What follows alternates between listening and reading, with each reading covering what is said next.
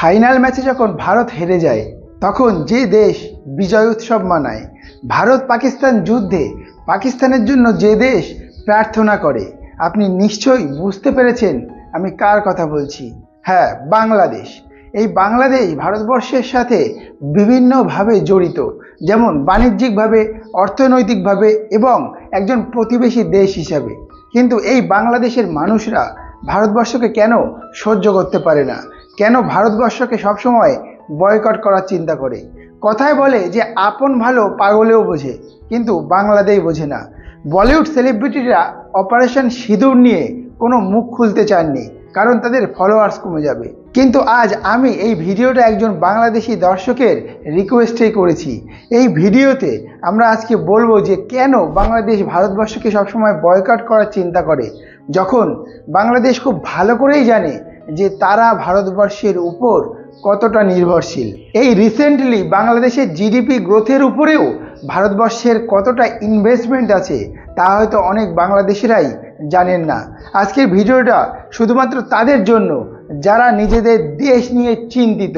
আপনি একটু খেয়াল করলে দেখবেন যে যদি একটা ফ্যামিলিতে 5 জন মানুষ থাকে এবং সেখানে 2টো বাচ্চা থাকে, তাহলে সেই 2টো বাচ্চাকে তাদের অভিভাবকরা যেটা বোঝাবে, যদি তাদের অভিভাবকরা এটা বলে যে প্রতিবেশী কোনো একটা পরিবারের সাথে তাদের সম্পর্ক ভালো নয়, হয়তো কোনো দিন সেই পরিবারের সাথে কোনো কারণে তাদের মনোমালিন্য হয়েছিল, এবং সেই বাচ্চা দুটোকে যদি শেখায় যে ওই পরিবারের মানুষগুলো ভালো না, তারা কিন্তু অসৎ, তারা স্বার্থপর, তারা সুযোগ পেলেই তোমার ক্ষতি করতে পারে, তাহলে কিন্তু সেই বাচ্চাগুলো এটা শুনতে শুনতেই ধীরে ধীরে বড় হয়ে যাবে, এবং বড় হওয়ার পর তাদের মনের মধ্যেও ঠিক একই কথা বাসা বেঁধে থাকবে।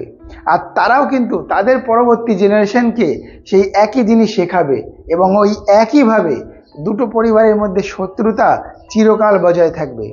বাংলাদেশের সাথে ইন্ডিয়ারও ঠিক একই অবস্থা।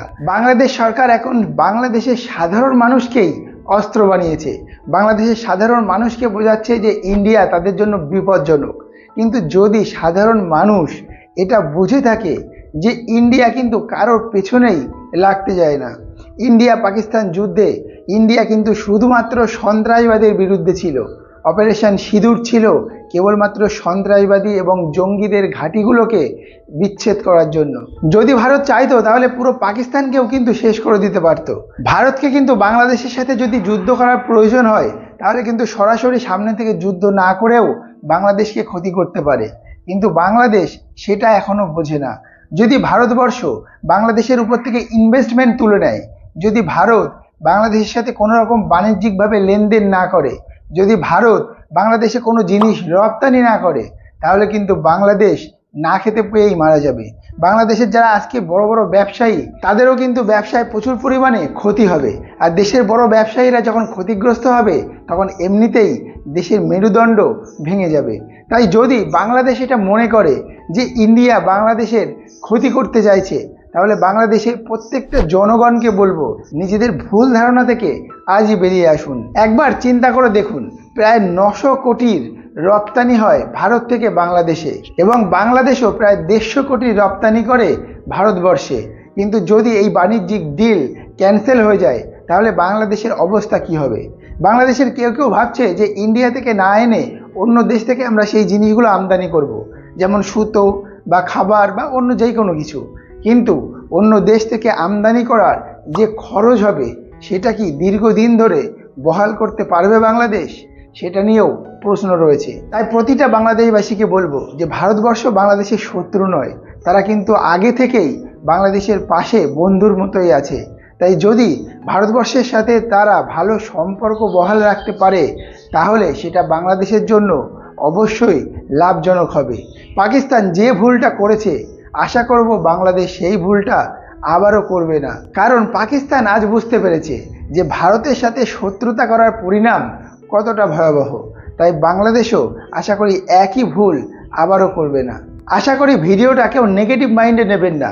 আসলে কোনো শুভ বুদ্ধি সম্পন্ন মানুষ চাইবে না যে ভারতবর্ষের সাথে নিজেদের সম্পর্ক খারাপ করার, কারণ যদি একটা দেশের সাথে আমরা বাণিজ্য করে অর্থনৈতিকভাবে বা অন্য যে কোনো উপায়ে লাভজনক হয়ে থাকি তাহলে সেই দেশের পাশে থাকাই আমাদের জন্য ভালো হবে। কিন্তু যদি শুধু শুধু সেই দেশের সাথে শত্রুতা করে আমরা নিজেদেরই ক্ষতি করতে চাই, তাহলে কিন্তু আমাদের ভবিষ্যৎটা খারাপ হতে পারে। আর এই ছোট্ট জিনিসটা বাংলাদেশ বুঝতে পারছে না। একটা জিনিস বাংলাদেশকে বুঝতে হবে, একটা জিনিস বাংলাদেশের প্রত্যেকটা জনগণকে বুঝতে হবে, যে বিপদের সময় আপনার পাশে যে থাকবে সেই কিন্তু আপনার আসল বন্ধু। কিন্তু আপনি অন্য কারোর বিপদে হয়তো গিয়ে তার পাশে থাকছেন, আপনি তার বন্ধু হতে পারেন, কিন্তু সেও যে আপনার বন্ধু তার কোনো গ্যারান্টি নেই। তাই যারা আপনার বিপদের সময় আপনার পাশে আছে তাদেরকে বুঝতে শিখুন, তাদের সাথে অযথা ঝামেলায় জড়াবেন না। আমি কোনো রাজনৈতিক দলের নেতা নই এবং আমার এই সম্পর্কে বিশেষ কোনো জ্ঞানও নেই, কিন্তু এই ভিডিওটা এই জন্যেই করা যে বাংলাদেশের অনেক দর্শক আছেন যারা আমাদের ভিডিও দেখেন। বলিউড সেলিব্রিটিরা অপারেশন সিঁদুর নিয়ে কোনো কথা বলেননি, কারণ তাদের ফলোয়ার্স কমে যাবে। কিন্তু আমার এই ভিডিও করার একটাই লক্ষ্য, যে এই ভিডিও দেখে যদি কোনো বাংলাদেশি দর্শক এখনও সাবধান হতে পারেন এবং তার থেকে আরও 10টা মানুষ সাবধান হতে পারে, তাহলে হয়তো তাদের মাথার উপরে যে বিপদ আসতে চলেছে তার থেকে তারা রক্ষা পাবেন। যদি আমাদের ভিডিওটা আপনাদের ভালো লাগে তাহলে ভিডিওটা লাইক করবেন এবং বেশি বেশি মানুষের মধ্যে শেয়ার করে দেবেন। আর আমাদের বাংলা মোটিভেশনাল চ্যানেল অপ্রিয় সত্যকে সাবস্ক্রাইব করে আমাদের পাশে থাকবেন। দেখা হচ্ছে অন্য কোনো ভিডিওতে, ততক্ষণ পর্যন্ত ভালো থাকবেন, সুস্থ থাকবেন।